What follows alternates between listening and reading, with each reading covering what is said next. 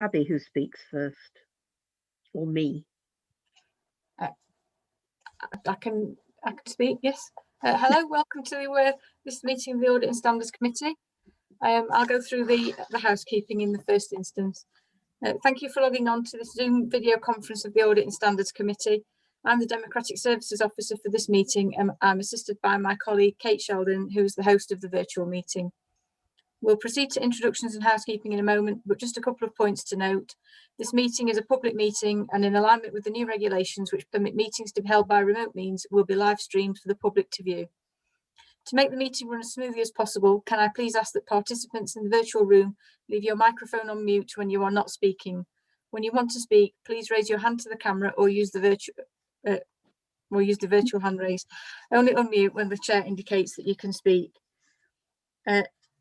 If at any time a member loses the ability to hear or be heard, they must alert the chair or host as soon as possible. You may see members looking away from their screen at times. This is because they will need to look at an additional screen or device containing papers. As members and officers are mainly working from their own homes, you may hear distant sounds of children, pets or household noises from other rooms. I'll now hand over to the chair of the meeting. Thank you, Chair. Thank you very much, Abby. So welcome everybody to the first Audit and Standards Committee of the new year. I shall say blwyddyn newydd dda, which is what we say in Wales. I reckon we can still get away with it till about tomorrow, actually, can't we? And then it's on with the old year. So I think Abby has covered everything. I'll go straight to apologies for absence. Do we have any apologies, Abby? Thank you, Chair. We've got apologies from Councillor Josie Paschek. Right. I'm trying to think, do we usually do introductions as well? Just so I know we've all got name badges on, but shall we just all say who we are so that anybody who's watching can recognise the difference between the officers and the members and things? So I'll kick off. I'm Councillor Sioned Meyer Richards. I'm the chair of this committee, and I'm the council member for Manor and Castle. Simon. I'm Simon Clement Jones. I'm the councillor for Beachy and Greenhill, and also deputy chair of this committee. Thank you. Angela.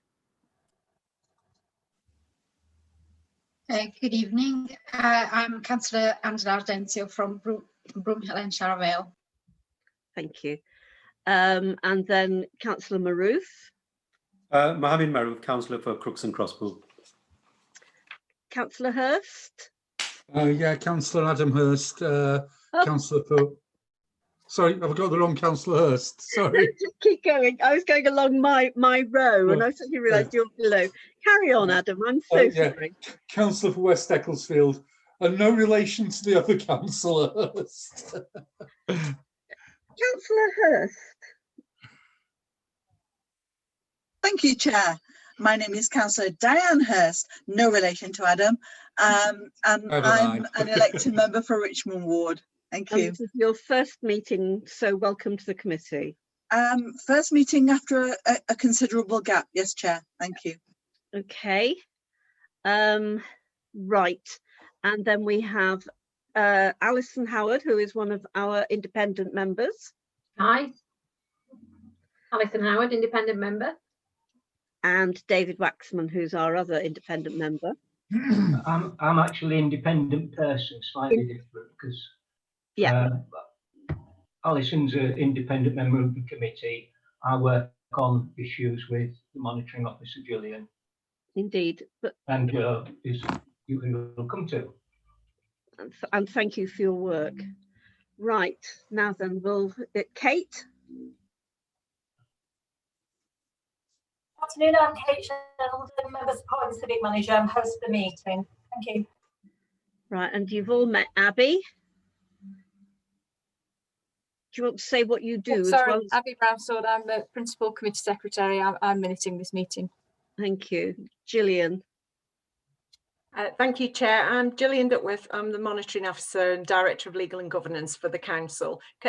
Chair, could I just point out that we have another independent person on the call, Jo Cairns. I'm nearly there. Sorry, Jo. Jo Cairns. Hi everybody, Jo Cairns. I'm same as David, an independent person supporting governance around standards, particularly for councillors and the 4 exec posts. Thank you, Jo. Stephen. Hi, I'm Stephen Barr. I'm one of the audit and risk managers from the council. Eugene. Hi, Eugene Walker, Executive Director Resources. Thank you. Dave. Hi everyone, I'm Dave Phillips, Head of Strategic Finance. Mike. Hi everybody, I'm Mike Weston. I'm the Assistant Director for ICT for the council. Thank you. Helen. Hello, I'm Helen Maltino and I'm an audit and corporate risk manager. And Julie. Hello, I'm Julie Stafford. I'm from the Internal Audit and Risk team for the council. And Linda. Thank you, Chair. I'm Linda Hunter. I'm the Senior Finance Manager for Internal Audit, Risk Management and External Funding for the council. Thank you. And yes, it is like being on Universally Challenged, isn't it? You'll start at 10. Declarations of interest. Are there any? None. Okay. Item 5, minutes of the previous meeting. Oh, apologies, Chair. I've done apologies, but I've also missed number 3, haven't I? Sorry for that. Item 3 is exclusion of the press and public, and I understand that item 10 on our agenda tonight is one where we will exclude the press and public. Right. Yeah, that's right, Chair. Okay, sorry. Just I find audits so exciting, as you know. Right, item 5, minutes of the previous meeting. Can I ask for somebody to move them as a true record? Angela, and seconded by Councillor Maroof. Thank you. Matters arising. I'll just go through them. Page 9,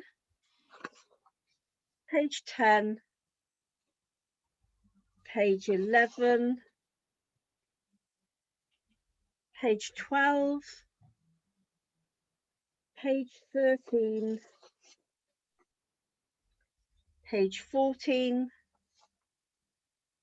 page 15, and page 16.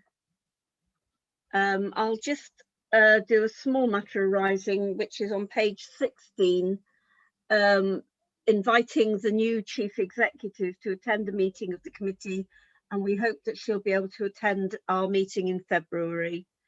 So just so that everybody knows. Right. Next item is item 6, ICT insourcing from Capita, and I believe Mike is going to speak to this report.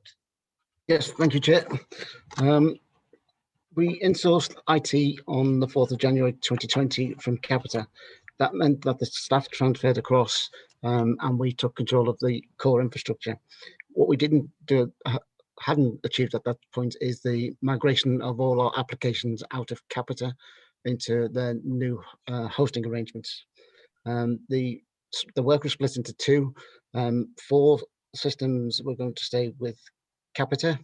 Sorry, 5 systems: Academy, AimPay 360, Integra, Capita One Education, and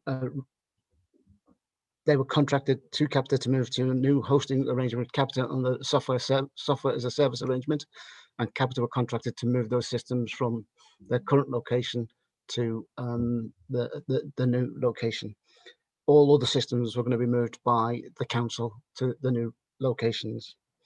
Capita have managed to move 3 of those systems, but have not yet moved revenues and benefits. And given the proximity of year end, it's felt that it's too risky to move now. So that will not be moved until May, and that will be set up under a new project managed within revenues and benefits and supported by myself and IT. All other systems have moved out of Capita with the exception of one system, and that's a document management system that's used by housing. We had intended to move that in December, but due to staff shortages in Northgate, we were unable to achieve this. So it's now planned to move on the 1st of February.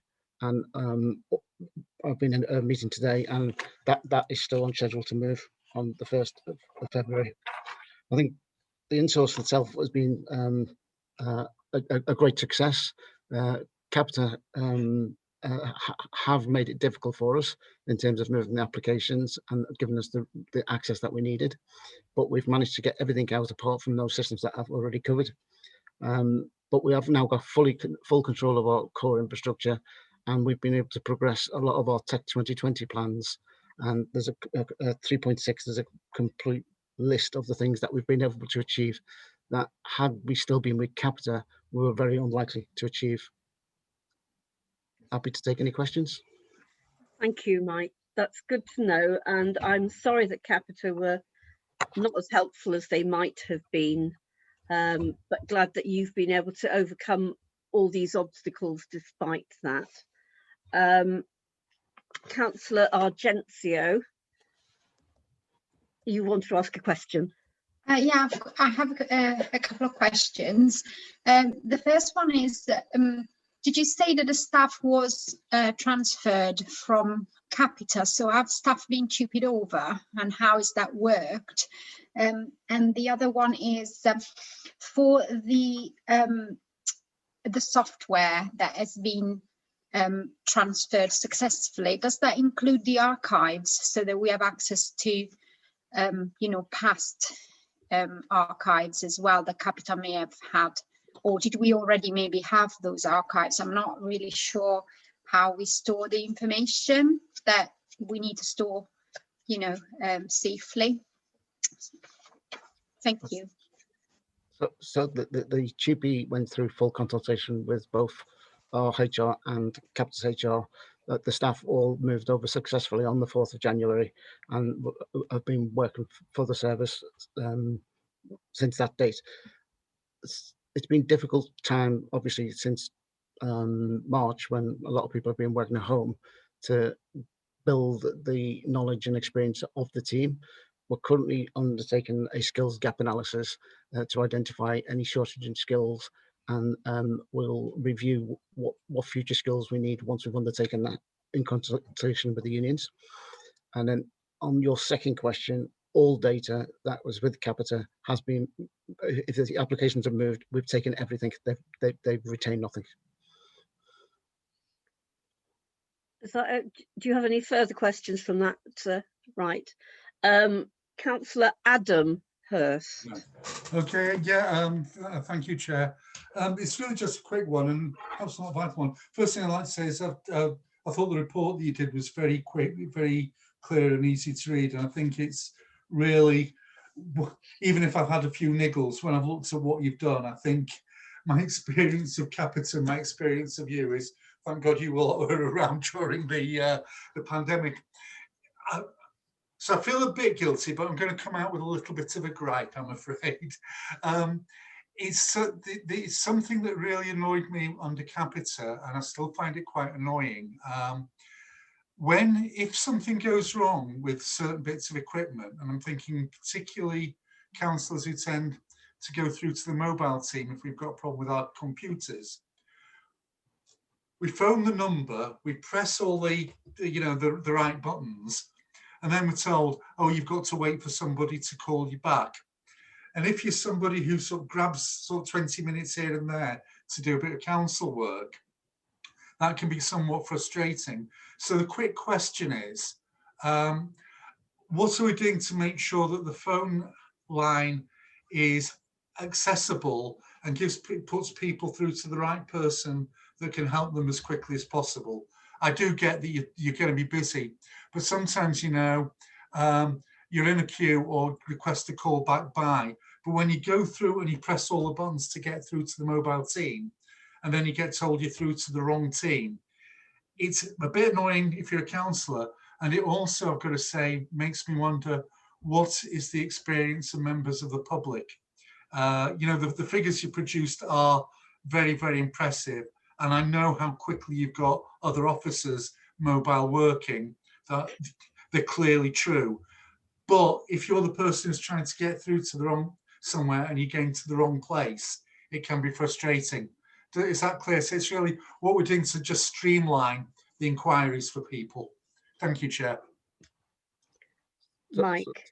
So we're trying to do a blend of self-help and communications. And in terms of the service desk, we've implemented a lot of new technology, and the service desk has come under a lot of strain because of that new technology being deployed while people are working at home remotely. So I have got people on the service desk that are logging calls and then passing them back into the back office for them to get back to the users. And we've increased capacity within the teams to be able to cope with that. It is difficult, and it's a difficult balance to strike between answering the phone and giving people immediate access to technical advisors. We are working on that constantly. Adam, you're muted. I really do appreciate that. I don't know, on the one hand, what I've just come up with compared with what you've done is probably rather minor, but given it's the bit that I use the most, it's the most frustrating. And it's the bit where I still think, oh my God, it's the old tapeter back. So it's surely, that would be real icing on the cake. But I think for some vulnerable people, it is important. You know, this isn't just me being frustrated. I need to be assured that we are working on that. So I'm happy with the answer. So thank you, Chair, and thank you, Mike. Thank you. And next, it's Councillor Clement Jones. Thank you. I think I say my kind of experience of IT over the last 9 months has been more or less through other people, because obviously I've kind of got all my own kit, and the only thing I really use my laptop for is emails. You know, part of the thing over the last kind of 9 months has been you could kind of track you know, what's been going on in the IT by conversations you end up having with officers at the beginning of meetings. So it's, you know, you could see when the emails were going down, and other various systems that, you know, weren't getting transferred, or bandwidth, or access to Zoom, or what have you. And all of those things, you know, they seem to me, as I say, I can kind of chart them over the last year. And then now what I'm hoping is that with all of these things, obviously you're reacting over the last 9 months, and it's how much of it, you know, 9 months ago did you go, well, crikey, you know, we're in a what have you, but did you plan, you know, for the long term, even then, if you see what I mean? So that now, hopefully, you know, are you confident that, you know, I'm not going to be, you know, over the next 12 months having those conversations at the beginning of each meeting where I couldn't get access to this data, or the emails were down, or I couldn't get a Zoom, or my internet was down, or my laptop was broken and nobody fixed it. So, which actually is not, actually in terms of kit, that wasn't one of the things that people actually, you know, I heard about. But also, you know, in terms of, you know, where we need to be and where we expect it to be, you know, 12 months from March, you know, beginning of March, in terms of rollout of kit, and all that, and how permanent is it? So, you know, obviously we were reacting to the situation. Have we kind of had that eye to the future all along, and you know, what's next? Thank you. Long rambling question. Thank you, Chair. Mike. So yes, we have been planning, and the members had agreed to invest in IT following a long number of years where we removed tech refresh from our budgets, and we had our Tech 2020 plans in place, and we had hoped to implement them earlier, but Capita stood in our way yet again. So but now that they're out of the way, we've had progressed those. So we've moved the average age of laptops from 7 years to less than a year. We've deployed over 7,000 laptops to staff. We've moved into cloud solutions, which is what our intention would be. So we didn't have big expensive costs of running our own data centers. And we're moving into collaborative technology where we had to deploy Zoom as a temporary measure because we didn't have anything, and we couldn't have stood up Teams, which is going to be the new solution, at the speed that we could deploy Zoom. So at some point Zoom will be replaced with Teams, but I think to do it quickly will be unrealistic given the issues that people have faced with the massive changes that we've implemented in IT. Simon, did you want to add anything? Simon? So yeah, I was just looking at my notes and then going. Oh, sorry. Yeah. Yeah. I mean, really, as I say, I mean, that's, I mean, thanks. Really. As I say, I mean, I think, you know, hopefully, you know, it will just be business as usual, and I won't be having conversations about IT from here on in. Thank you very much. Right. I've got staff here. Oh, sorry. You're on my. Sorry, you've forgotten me. I haven't. Carry on. Yeah. Thank you for the update. I think you seem to have done quite a lot in the short time period, but I think with the pandemic that's been happening, there's a lot of things that have happened extremely quickly, which probably would have happened in 10 years, that being condensed into probably 4 or 5 months. There's a couple of issues that I've been brought to my attention, and maybe you'd like to just clarify, maybe teething problems. One is people have been saying it's been very difficult to get hold of people within the council offices in general, because the systems, the telephone systems, etc., or emails don't seem to be working as well as they probably should be. And that might be a myth, it might be true. But secondly, I hear rumours that there are problems with the systems and the staff haven't got access to up-to-date systems in terms of being able to get into connections, RAS connections and things like that. Is this a reality? Do officers have full access, or is there teething problems? Because I can accept there would be teething problems because we're trying to condense this into a very short time period. But that seems to be front-facing sometimes, and it does become an issue. Thank you, Chair. Thank you, Councillor Maruth. Mike?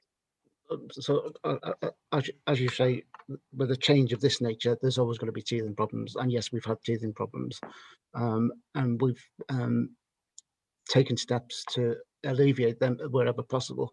Staff have experienced issues.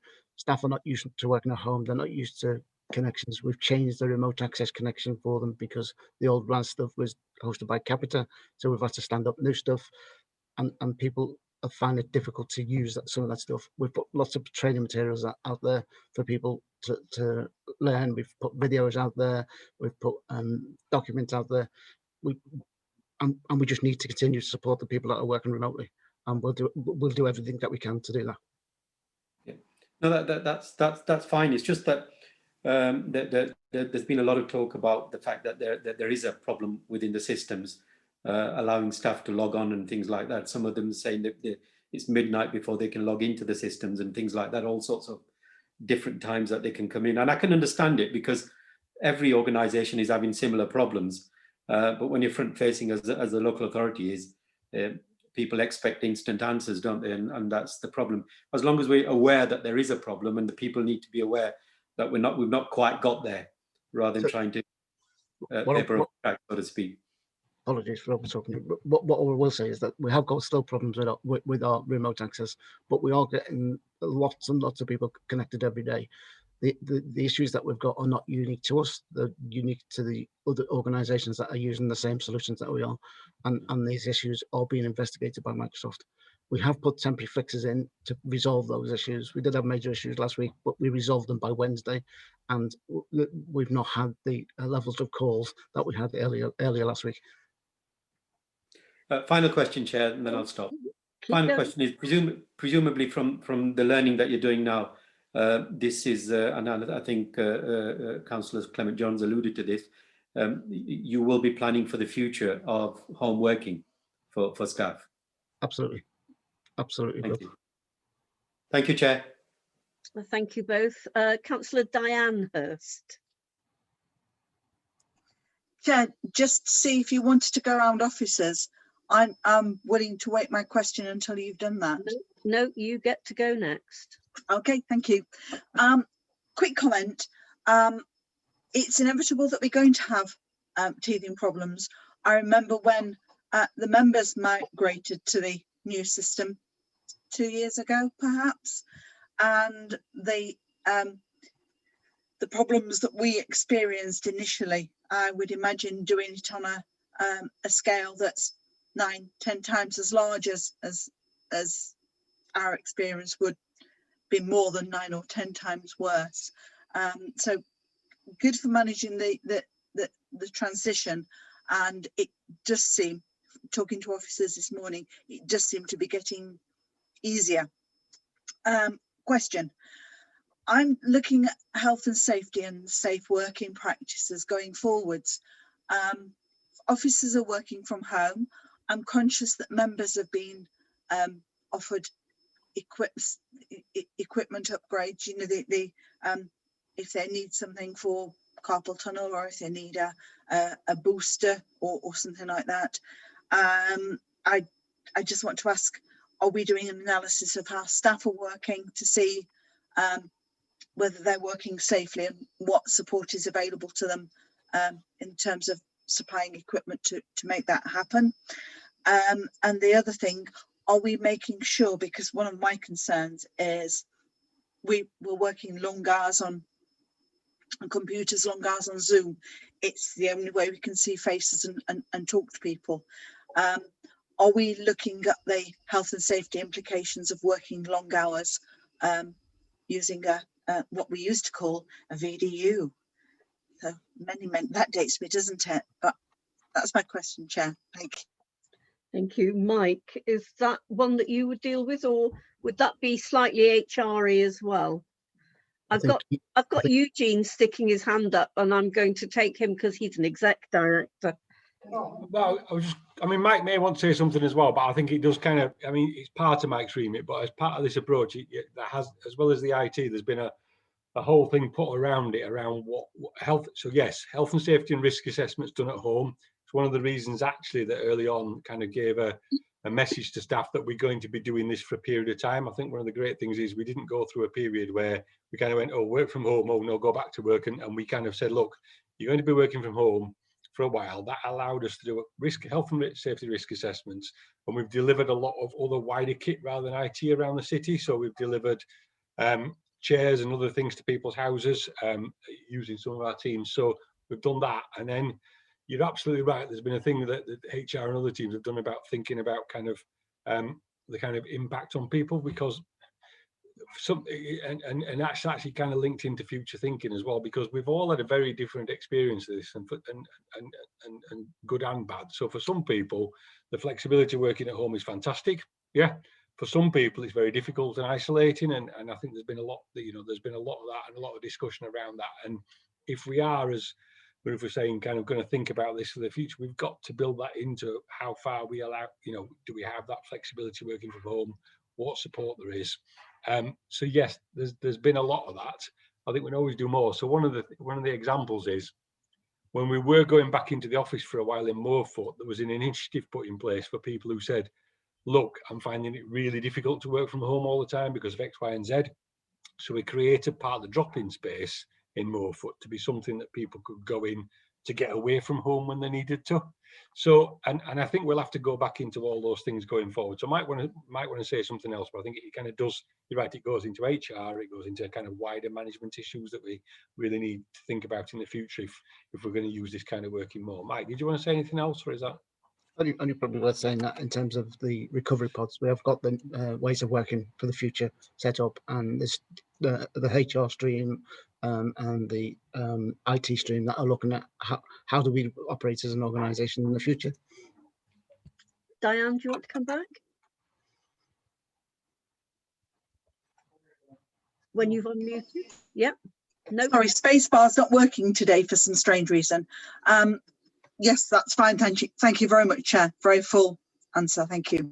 I like the idea of, is it escape pods, did you say?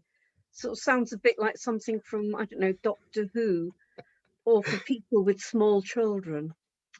Right. Are there any more? What I was going to ask, sorry. Oh, Angela, jump in. Yeah, sorry, just on the back of that, I was going to save it for later, but as Councillor Diane first has asked a similar question, but not quite the same. I was saving my question for the last that we were going to discuss. My worry is about those people who those staff, because I've heard quite a lot and I've supported some staff that are having difficulties working from home. I think it's gone really well for most officers, but when it's gone badly, it's gone really badly, the working from home. And in my experience, seems to affect people who might find it difficult to cope with the stress of not being able to do their work properly. It's, you know, people who are really, really committed. And I'm not saying that people are not committed, but it depends on your personality very much. So my worry is from the point of view of the support that we're giving to staff, you know, in terms of mental health and stress, and because it is a very long period of time, it's 9 months. And when it's been months, weeks and months, that you've not been, you feel you're not being able to do your work properly, that can affect you in a way that doesn't affect other people. And my worry is that we're going to really lose some amazing officers if we're not careful. And you know, we need to keep telling people that they need to look after themselves and take breaks, and working from home is different. You can't work the same at home as you can at the office, where you've got all your paperwork, where the systems, you know, the photocopier is next door, and people need to really be told and told again and told again that they cannot expect to work at the same pace from home as they can at the office. And I think we need to keep saying that stuff to support them properly. Thank you, Angela. I actually spoke to Jason Deach in, oh, I can't remember. What's his section called, somebody? He reports to me as Democratic Services Manager. Thank you. And he said, would I like to know about all the provision that is available for staff for the mental health and emotional well-being side, and he was going to send that to me. I can certainly ask for all members to see that, because it's apparently available for members as well, which I didn't know, and I'm looking forward to seeing it and perhaps taking up some of the opportunities myself. So would that be useful for everybody to get the information as well? Can I have thumbs up on that, the Simon Clement Jones version? Okay, that's great, thank you. What I also, Adam, before I bring you in, I was going to just ask officers whether they have found the IT transition smooth, better than they expected, or do you still feel there are bits that with hindsight and, you know, with knowledge of forethought, we could have done better? Or are you all scared of Mike and won't say anything? Do you want me to respond in the first instance then, Chair? I think, you know, very fairly, as people have put already, there was a huge amount of work to do to move the IT across, and it did take a chunk of time to get through that. And I'm sure, like other people, I spent time over the summer screaming at my monitor in frustration, but things have noticeably improved over the last couple of months, with the exception that Mike talked about of last week, where we went back to having sometimes when the system was blocking us, and it was as I understand it, a national software problem rather than us. But generally, since early November time, the systems have been working much more smoothly, not falling over, and generally being much better to use. I know there are still people that have problems with some things, and I'm sure we'll run into more choppy waters going forward, but things have noticeably picked up, and I think everyone acknowledged the huge amount of work it took to do the work that the team planned to do in a few years, in a matter of weeks or a few months. Okay, anybody else? Jill? Yeah.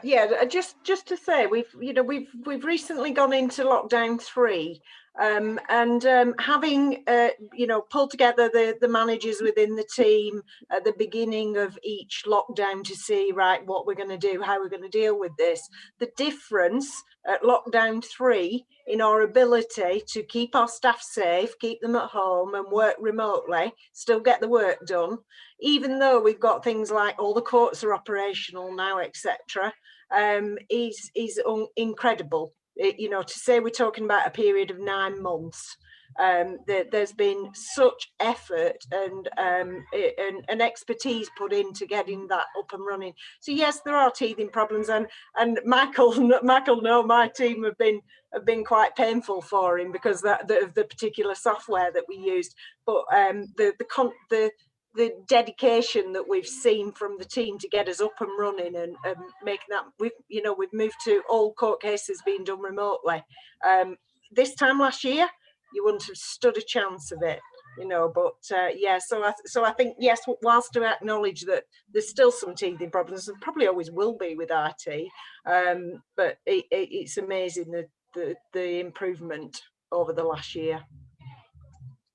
Anybody else want to? Okay, I've got Adam, and then I've got Councillor Maroof. Okay, thank you, Chair. Just some of the comments that I've heard, you know, around about home working, etc. I think there's a couple of things that comments I'd like to make on that. I mean, one of them, I mean, I know even in my work history, there's been times when I found home working an absolute boom and times when I found it an absolute pain. A lot of that depends on my domestic circumstances at the time. You know, when the kids grew up and they were at school, actually spending the day at home on a computer, I got far more done than I could ever do in an office. When the kids were preschool or during school holidays, when they were in primary school, home working was a very, very different prospect. So I do think we have to be very mindful that it's not just whether the job can be done, but, you know, we have people who will work for us for, you know, 5, 10, 15, 20 years. And what was a really good idea and a fantastic solution and a great opportunity at one time may change as somebody's circumstances change. So I think we have to be mindful that it's not just about the technology and equipment, and it's not just about the job role. Even more so, it's about the whole person. Having said all that, I mean, I've noticed that I've had a couple of meetings with people who are still office-based, but what we have found is actually it's much easier to get times for meetings because, you know, you don't actually sort of have maybe, I don't know, maybe you've got half a dozen people working over 3 sites, for example. Well, if 4 or 5 of them can get to one site and the other one can't, well, the other one can join remotely.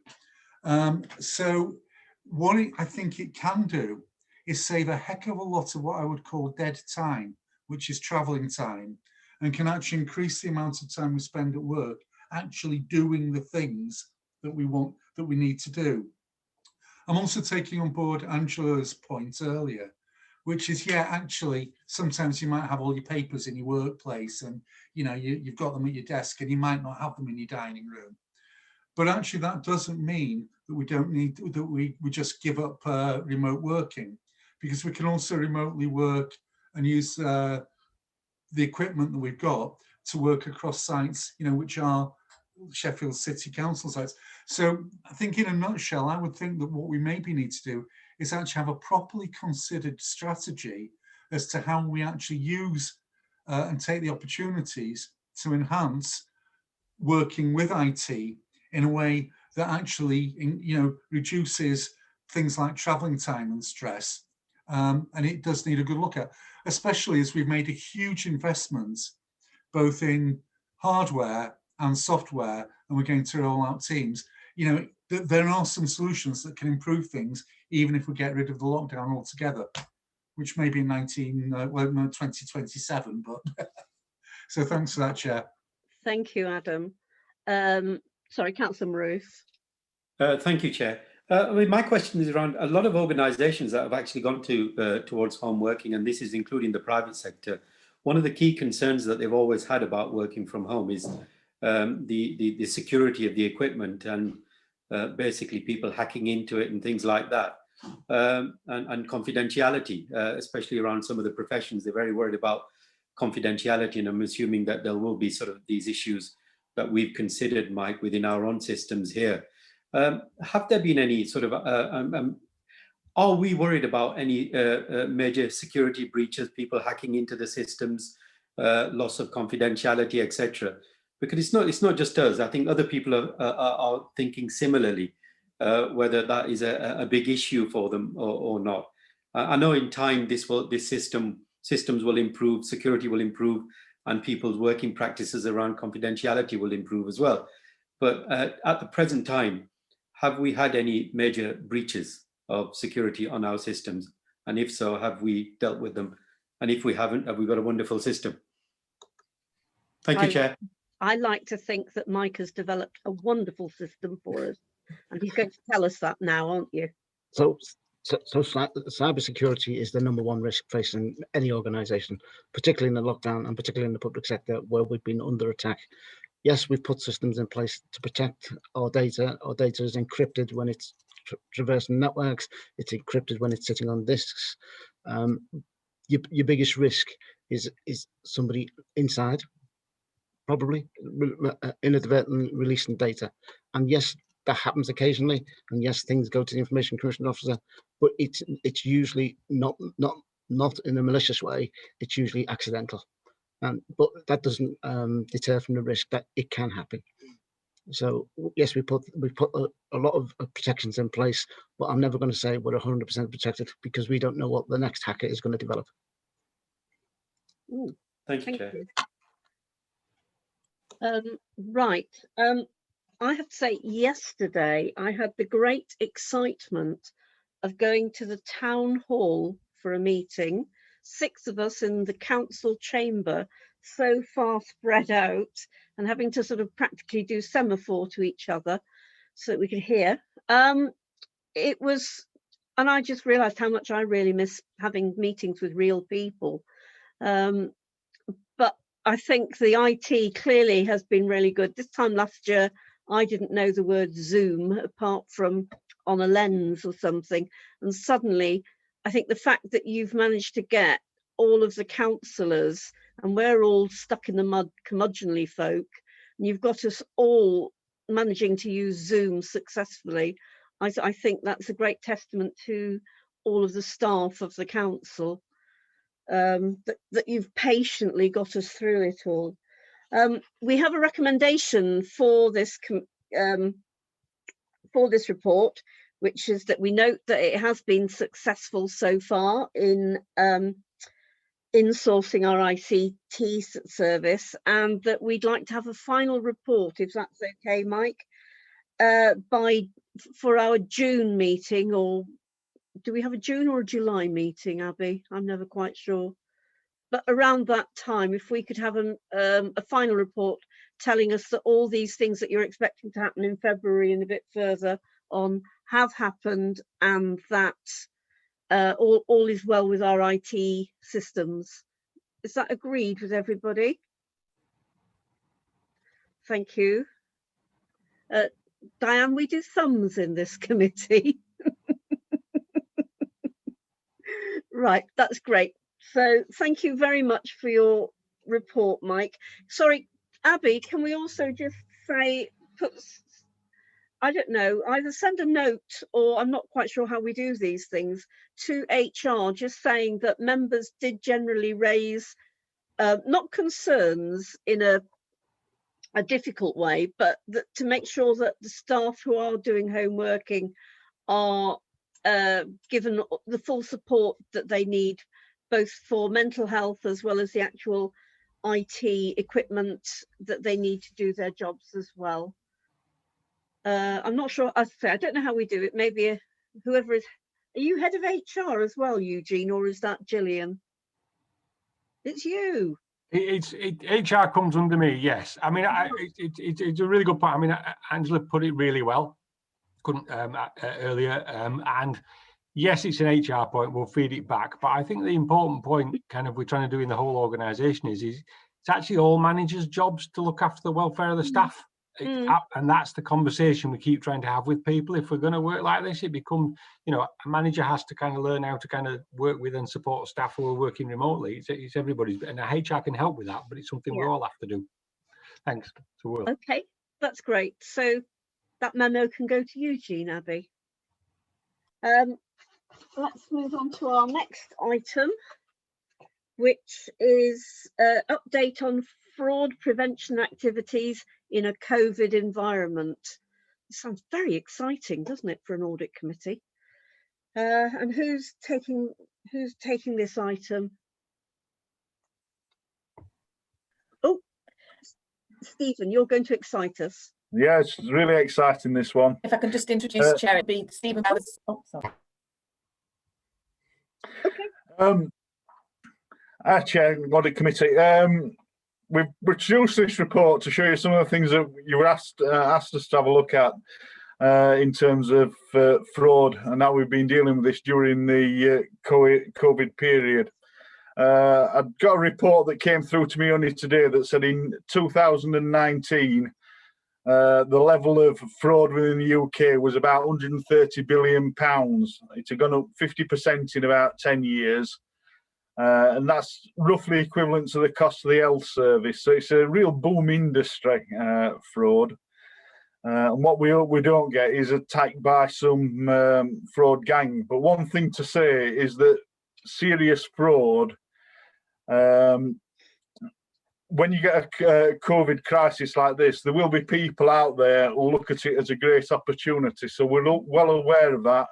And we've been doing quite a bit to make sure that we've covered the areas within the council that are significant issues.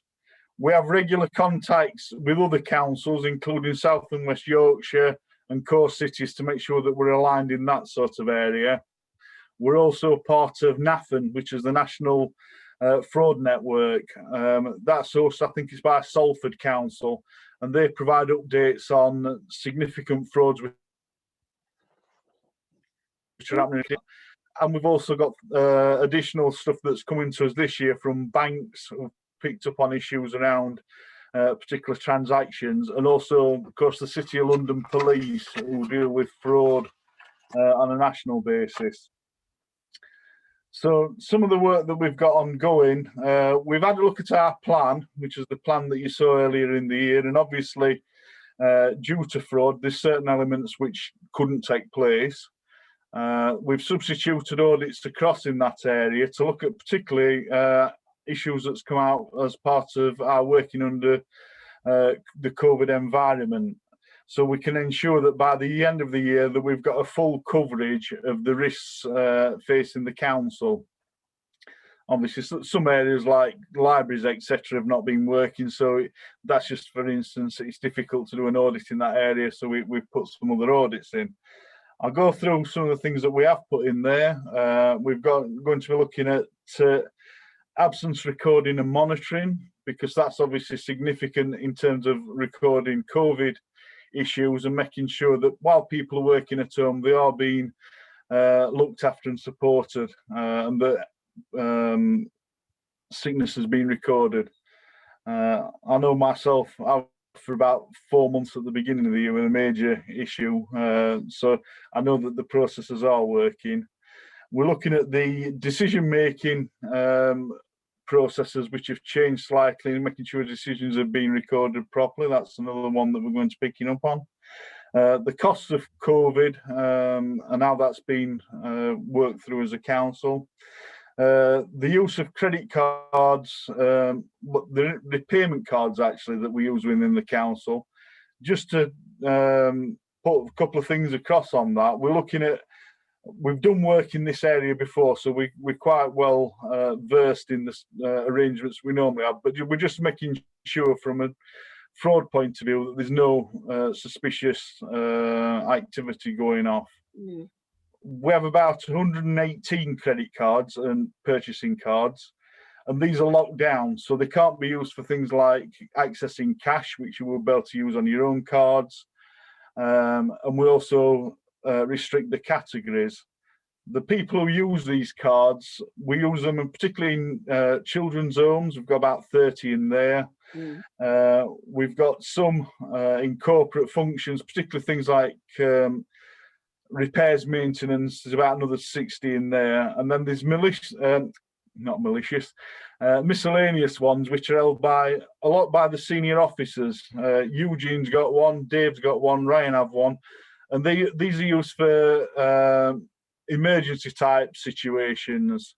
Now, we do monitor these on a regular basis, so we know what's going through, and the officers who are responsible for the budgets in these areas sign them off anyway. So they're really well controlled, but we're doing an extra piece of work in there to look at that.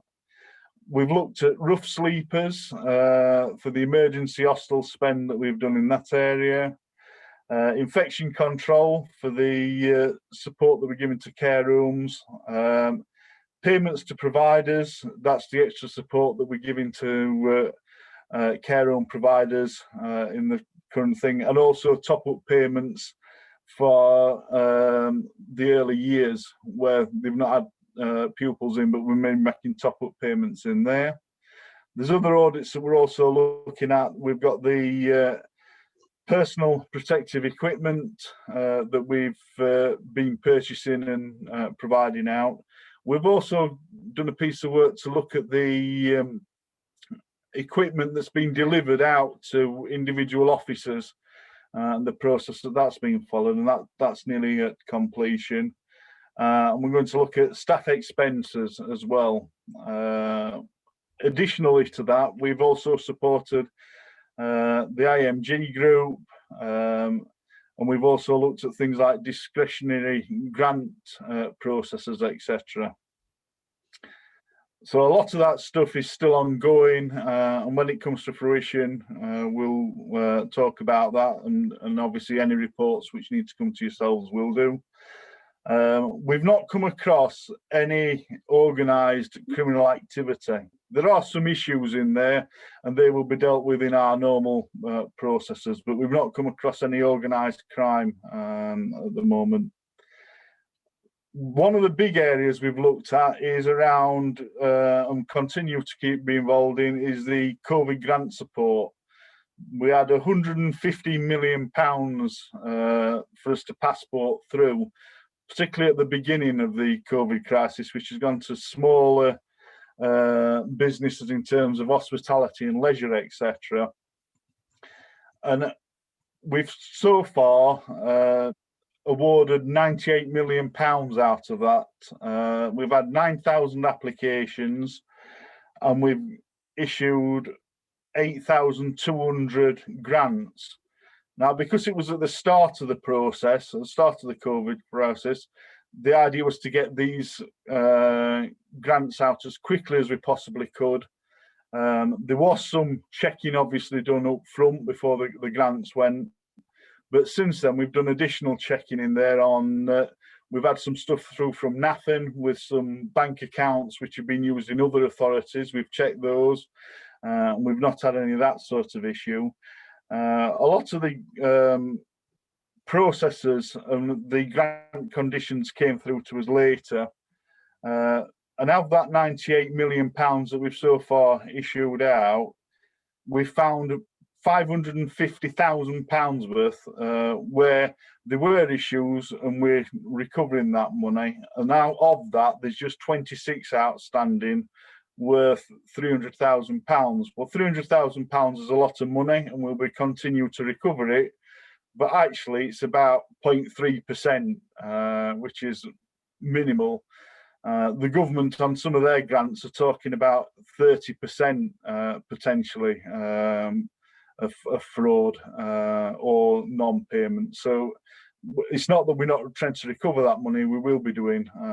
But so these were done very quickly, very efficiently, and very effectively. But there will be some issues.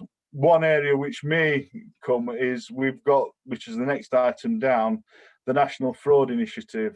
In the middle of the COVID crisis, we've sent all our normal data streams off for checking, and we'll be getting those back soon. But we've also been asked to send across all the COVID claims as well. And that's gone through to the Cabinet Office.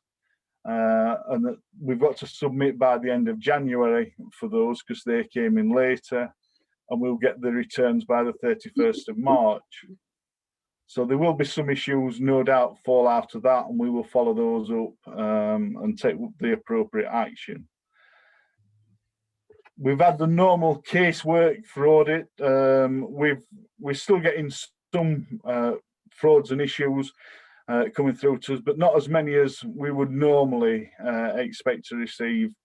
It's just down to the way of working. One of the issues that we have had in that area is that a lot of the with agreement, a lot of the cases were suspended from an HR point of view at the start, but those have now been taking place, so they are going through the normal systems.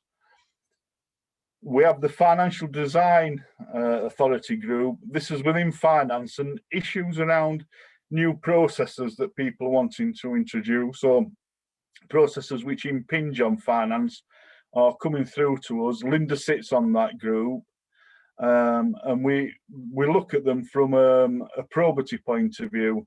And what we ask people to do is, when they've got a new idea, they come up with the proposal, and from an audit point of view, so we can keep our independence, we will have a look at that and give help and advice up front. But it does mean that we are, it's often the phrase of internal audit that we bayonet the wounded. We're not doing that. We're trying to help and support officers as much as we possibly can up front, so the processes are right from the beginning. A couple of other things that we got in there from a business continuity point of view. We have a very, very small team. There's two of us who are professionally qualified as counter fraud specialists. We've now got a third member of staff who's been going through that. Even in COVID, he's doing the training online. So at least we've got resilience built into the team. I know one area that we've looked at in the past, since I've come back in the summer, we've dealt with the fraud e-learning. That package has now been produced. As you know, has now gone through to the training and development team, and they're going to convert that from obviously the script that I've presented to them, and we'll be putting that on onto the system. They've been waiting for some specialist kit to come, and I spoke to them only yesterday, and that kit has now arrived. They're just waiting for it to be delivered to them, so they'll be on with that shortly. And that covers the areas I've put in there. So it's got the definitions of fraud reporting, the NFI, bribery, money laundering, etc. These issues, all the documentation that these support have come through to this audit committee in the past and been agreed, and they're all readily available. They all went to EMT, and EMT have cascaded that, we know, down to individual officers. So they've seen the documentation.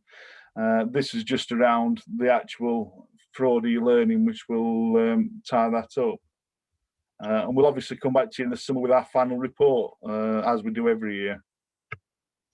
Thank you. Have we got, I think you've excited us into submission there, Stephen. Sent you to sleep, I think, probably, Chair. No, didn't you see me nodding away? And it wasn't sleep nodding. Angela, had you had a question about the e-learning, or has what Stephen said this evening helped? I think Steve has actually answered my question, because I had a question about the cards, which you've answered in full. I was just wondering how many there were out there, and you've given that answer. And yeah, the e-learning also. Thank you for explaining that. Yeah, it sounds like you've got a lot of work on. So we just need to make sure that Mike gets the equipment and the new package out to your staff. Is that right, Steve? It's not my staff at all. That's the training team. Okay. So that's why we produce the package, the information to go in there, and they then put it onto the system. But the equipment, I've been told, has arrived, and it's just to be delivered out to them in the next few days. So they will be on with that as soon as possible. Thank you. Simon, you said you have a comment you'd like to make? Yeah, well, I say it's my fault. I put you all through this because I asked for this report originally. So thank you very, very much indeed for it. As I say, it did cover exactly what I was looking for, really.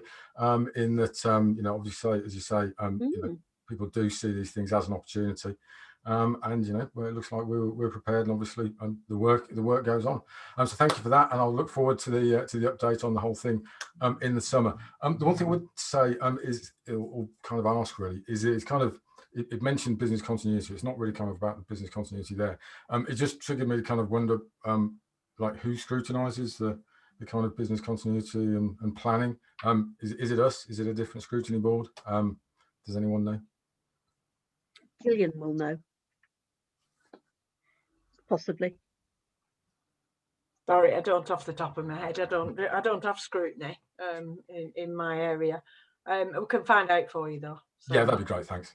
Yeah. Okay, because it's something that either we will follow up if it's our responsibility, or we'll speak to the relevant scrutiny panel. Is that what you wanted to say, Simon? Yeah. Okay. Oh, Simon, it just triggered in my head. No, it's important. Who looked at it, and if it needed to be us. Yeah, and just to say, thank you very, very much indeed for it. If we can put that in the minutes and our recommendation. Yes, thank you very much. We look forward to your final report coming through, or your annual report. Sorry, Stephen, that's what we call it. And it is good to know that you're on the ball about this, because it's something I think we worry about when we've seen a lot of the very large contracts that have gone out from the government without, I don't think, necessarily what's the phrase we have, all the underpinnings that the underpinnings that we have in local government, which makes everything so locked down, if you like. Then I want to just feel relieved that you're there doing that for us. Yeah, I mean, obviously in a COVID environment, things aren't the same, but what we have been looking at is making sure that, we've done, if you like, our best and the most secure things that we possibly could do within the constraints that we'd got. Yes, thank you. That's good. Okay, we're going to move on to the next item in that case, which is item 8, the annual standards committee report. So that's you, Gillian, but also it would be nice to have Joe and David to add, and indeed, sorry, Alison. I'd like to know your experiences as well of working with us, and whether we're matching up to what you wanted us to do, or whether you feel the committee could be doing other things as well. So have a think about that while Gillian or Abby reports back. No, it's me. It is me. Yeah, Chair. Thank you. So this is your annual standards reports. This picks up and reports on the role of the committee with regard to the standards elements. So it's the members' code of conduct. It sets out with the role of the monitoring officer, or reminds committee of the role of the monitoring officer, and also of the independent persons. In paragraph 5 of the report, you have a summary of the complaints that have been received this year and a breakdown of the findings. The report also sets out the type of training that's been made available to members this year. I must just apologise again for the fact that you're getting an 18 months in an annual report again. I think last time I did that, I did promise you a 12-month report, but I didn't envisage COVID. So my apologies, and I will try very hard to get you an annual report next year. So it sets out the training that's been made available to members. If you remember, we did do quite a lot on the code of conduct at the beginning of this period. Around October 19, we had our workshop where we looked specifically at the code, and that has materialised in a change to the code being approved by full council last week or the week before, at the beginning of January it was, which seems to have taken an incredible amount of time to get through the process, but with the circumstances we've been dealing with, I'm just pleased we've managed to get there. What you will see in paragraph 11 as well, there's a reference there to a model form of code of conduct being developed. That's actually been issued now. So my proposal is to bring back our newly adopted code of conduct and compare it to the model code of conduct in the February meeting, and we can have a look if we need more changes, or we would like more changes as a committee to that code of conduct. Happy to take questions on the report. Okay, I have Angela followed by Simon. Angela. Sorry, Simon, I'm always faster. We're going to have one of these button competitions, aren't we? Thank you very much for the report. I think it would be just interesting in terms of completion of the picture to have a look at. It's good that we've got comparison. I'm talking about the complaints. So paragraph 5. It's good to have a look at the comparison between 2 different years, but it would also be interesting from a point of view of transparency to find out whether the complaints were internal, how many were external, whether it was other councillors complaining about councillors, because we can't really work out who they are anyway. And also would be good to have a breakdown by party, by political party, and see how that looks, because I don't know of any, I can't work out who they are, what parties they are, and I don't think we would be able to guess anyway. But in terms of putting the information out there, or at least for us in this particular committee, I think it would be more complete if that would be possible. Gillian? Yeah, yes, Chair. So the information that's provided is the extent of information that we've provided year on year.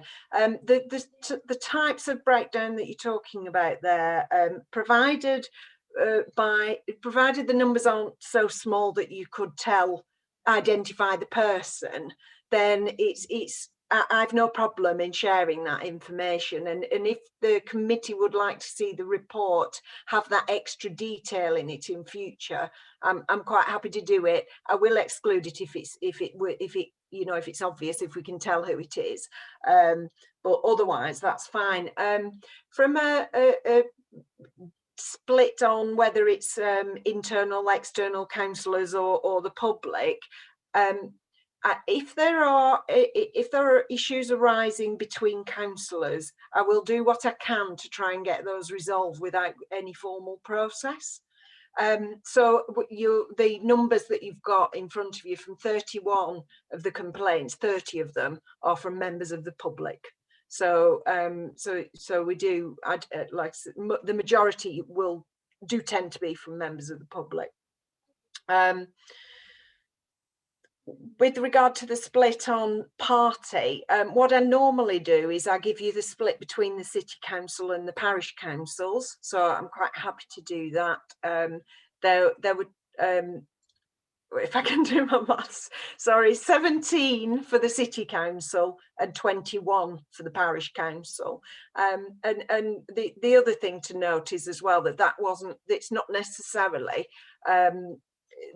that many individual instances of breach of conduct. Sometimes there are multiple complaints about the same issue as well, to bear in mind. So would the committee like to see that in the report in future?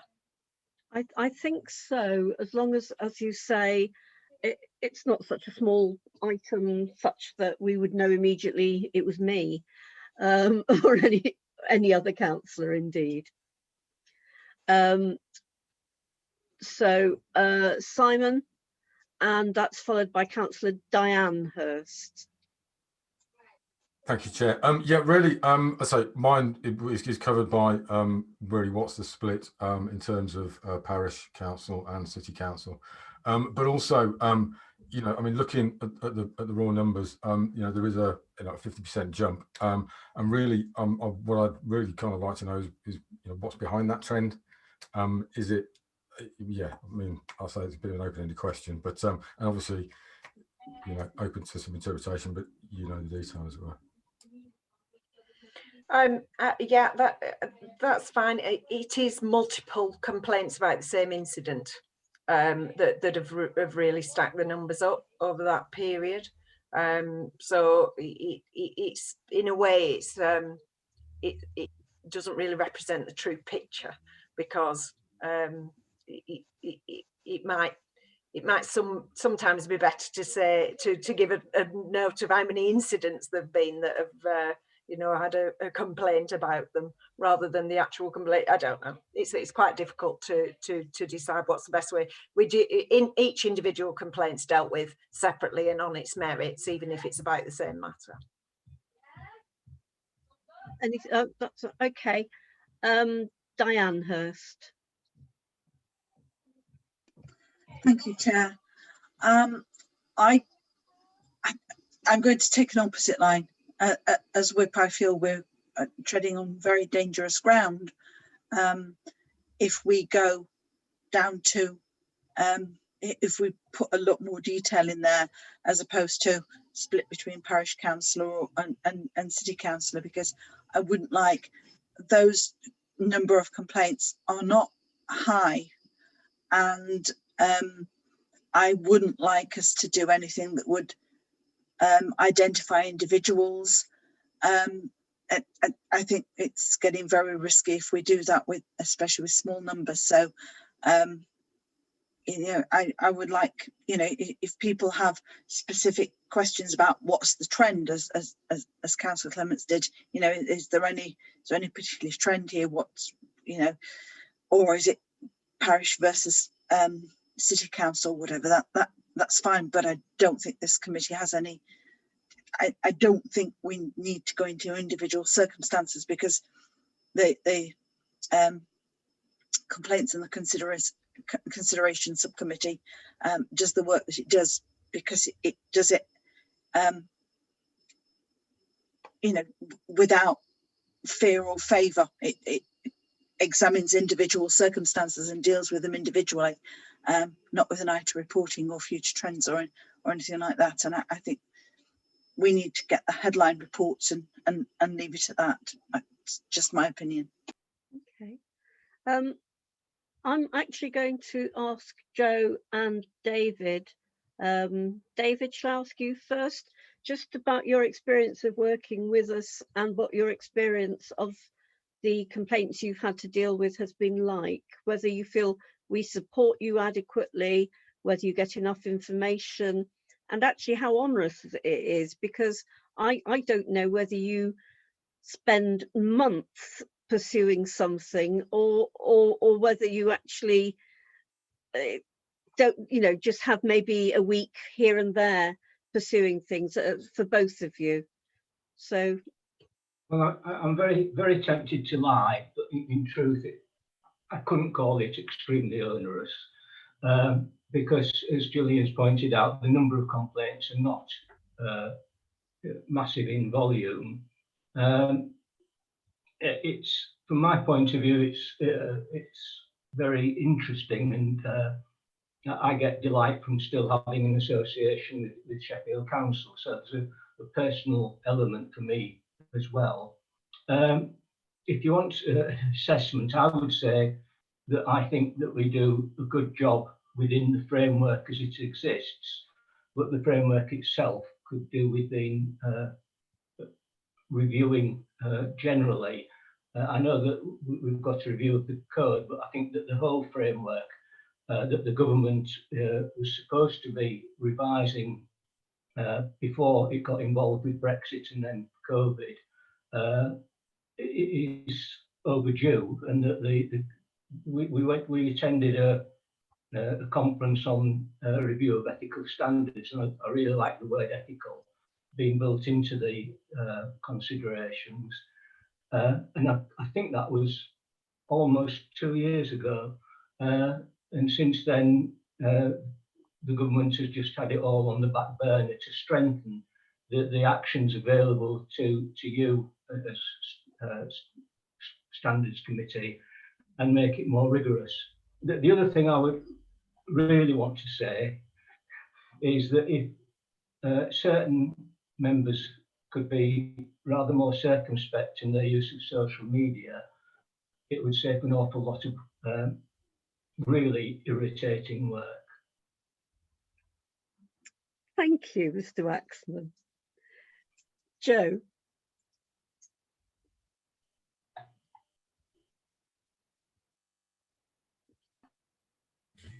Hi, yes. Hello, everybody. First of all,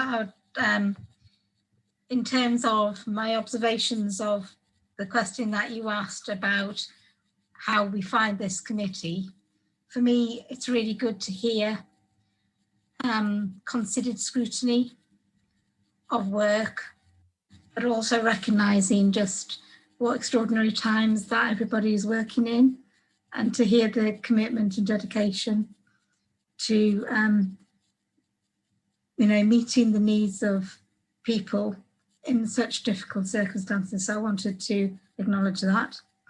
For me as an independent person,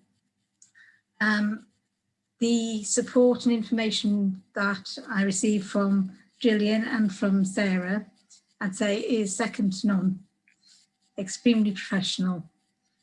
And certainly get all the information we need. I would concur with David that it's not an onerous role to perform. And I would definitely concur with him to do with social media as well. Certainly most of the complaints that I've dealt with and reviewed have been around injudicious and, quite frankly, silly use of social media, which people in public roles should really not be engaging in. So that's what I wanted to say. No, that's all for your continued commitment to Sheffield and the people of Sheffield. Thank you. Which sort of brings us to, and this is the bit where I find Chair, could I just make a comment, please? Yeah. Hi. So as the newest independent member, I've been pleasantly surprised at the small number of complaints that have come through. I expected to be a lot busier, to be perfectly honest. I've only actually sat on one consideration subcommittee in the almost a year now that I've been in post. And I think that's just testament to the way that Gillian and her team handle the complaints coming in, and heading quite a few off at the pass, and obviously doing quite a lot of negotiation behind the scenes to resolve them before they even get to a subcommittee level. So I've been really pleased with how that's happened. And again, the amount of support that I've received when I've needed it has been great. So thank you. Well, thank you, Alison, for that. What I wanted to look at was on page 39, training and development, because it's something that is very close to my heart and something that I feel that we as a council need to do in order to make sure that our councillors are properly equipped and bang up to date with all the changes. I just look back at when I first got involved in local government, which is 40 years ago, and we didn't have anything like email or Twitter or Facebook or any of those things, which now seem to fill our lives so much. And also we didn't have the volume of work that councillors have now, and the ability for the council, not the council, the public, to reach councillors so easily. I get emails and Facebook requests, and I've even had Twitter casework in my time. And how we all deal with this on top of our everyday lives, I think it can be quite difficult. And we do need to talk about proper induction and then proper updates, refreshing our knowledge all the time, so that we're doing the best that we can for the people of Sheffield in the same way that we know that our officers do. And if they have CPD, continual professional development, sorry, then we ought to, as well as councillors. I'm just going to throw that out to ask what the councillors here think about that. I've got, yeah, Adam, I've got you wanting to speak. It was actually one of the points I think that Alison made a bit earlier, and I think pleased to hear. I think that one of the reasons that the number of complaints that are becoming formal are so low is because people are heading off at the pass. I think that is good. I actually think it's better for the complainant, and I think it's better for the person being complained about as a general rule. What I think is important though is just because it's not getting into the more formal stages, are we recording, and I'd take Diane's issues, we don't want to identify name and shame, but I think we do want to identify what issues have been dealt with that didn't actually go formal, and what has been done in terms of dealing with those issues. I think that's actually a very important way, so that you know that the small number isn't just the tip of an iceberg of a whole host of issues that aren't getting dealt with. I just wanted to be interested in the comments of some officers on that, please. Gillian? Yeah, the table that you've got, I'm sorry, the noise in the background is quite a lot at the moment, but the table that you've got shows how matters have been resolved. So it's not only ones where you know, where we've had a breach, but the no breach as well. So there's where there's been no action, it's been withdrawn or it's invalid. Informal resolution is the one where you know, where it might be training, it might be a referral to the whip. That, you know, there are a few things that I need to do that I can do, sorry, that don't necessarily need an investigation and a wider process. If it's something that the facts are quite clear, then there seems to be little point in taking forward an investigation that will mean that it'll take more time to get to a conclusion, and we'll probably end up with the same outcome.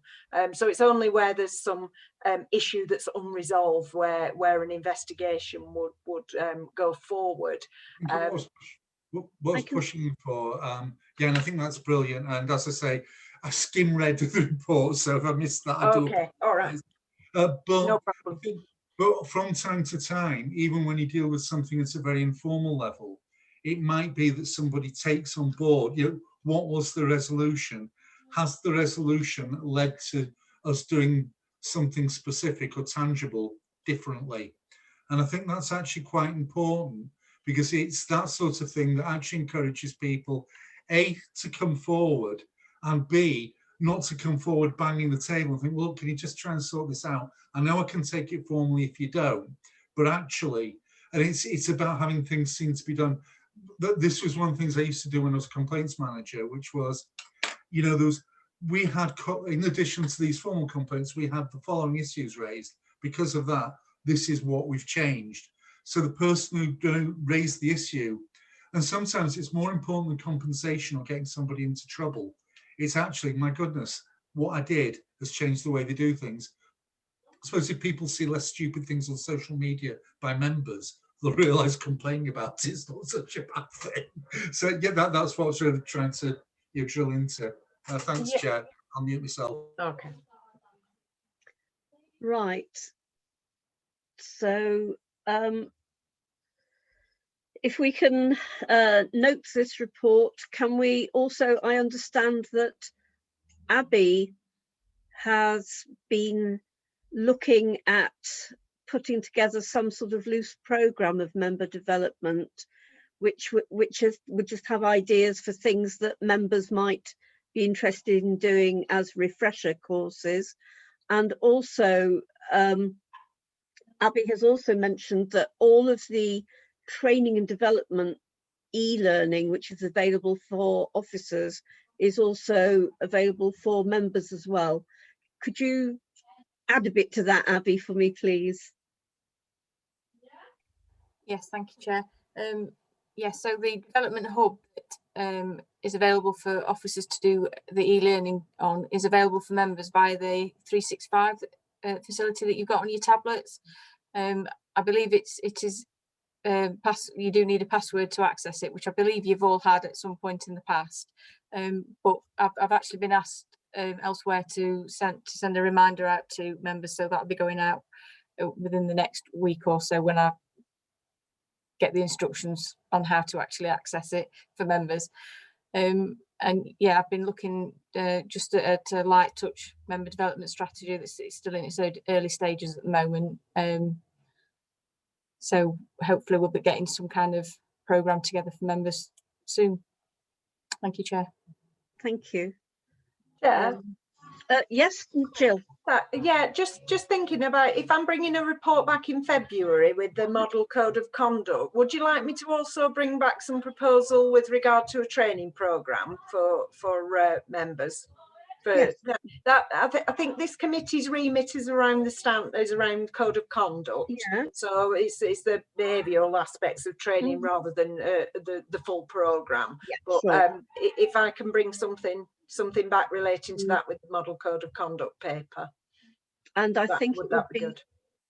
That would be great. And also, if we've got the new chief executive coming, then I think the whole, the whole issue around conduct and around members and officers, we can also just sort of talk about with her there as well, I hope.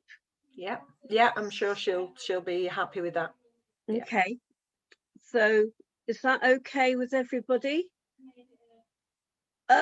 Yes, thank you, Simon, leading the way there.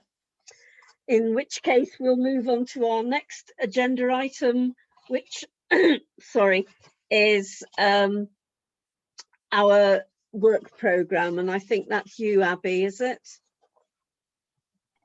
Yes, thank you, Chair. We'll just open it up so I can see what we're doing. At yesterday's pre-agenda meeting, we accepted that there were some items for the February meeting which we would have to move to our March meeting, which we will actually have to use. And I think that was for the annual audit letter, was it? That's right, Chair, and the universal credit update. Yeah, so those will now be coming in March. But then we'll have the model code and the annual ombudsman report at the February meeting, plus the chief exec. Oh, chief exec. I was just going to suggest, Chair, that you maybe wanted to move those agenda items to the March meeting if you just wanted to have one meeting. Just a suggestion. No, I think I'd actually like those. If we have a less full agenda, then we can actually have some sort of discussion about it. Sorry, I know that it's another meeting. So is there anything else? Angela?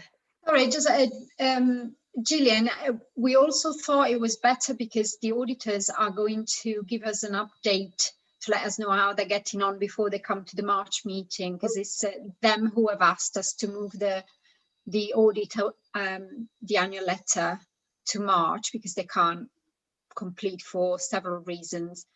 So we thought we would get like a quick update from them at the pre-meeting to see that things are proceeding.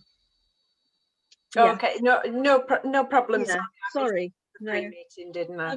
Yes. David, yesterday when at the pre-meeting we also talked about if you like, some general issues around external audit across the country, would you be able to just give us a one-page briefing for the meeting as well, so that we actually know what is happening? Because I think external audit is having a wee bit of difficulty across the country, not just in Sheffield, and it would be useful for us to maybe just talk about the fact that we all missed the Audit Commission. Those of us who are old enough to remember it. Yeah, certainly, Chair, I can bring something to the February meeting. That would be lovely. Thank you very much. And now I've completely lost where I am. I think it's that we go now into closed session, but I can't find my words. Oh, I'm meant to say a phrase, aren't I, which turns us into a closed meeting, and I can't find it. Can we accept that we're turning ourselves into a closed meeting, and that if I find the words, I'll say them at the right moment? In which case, can we now move on to the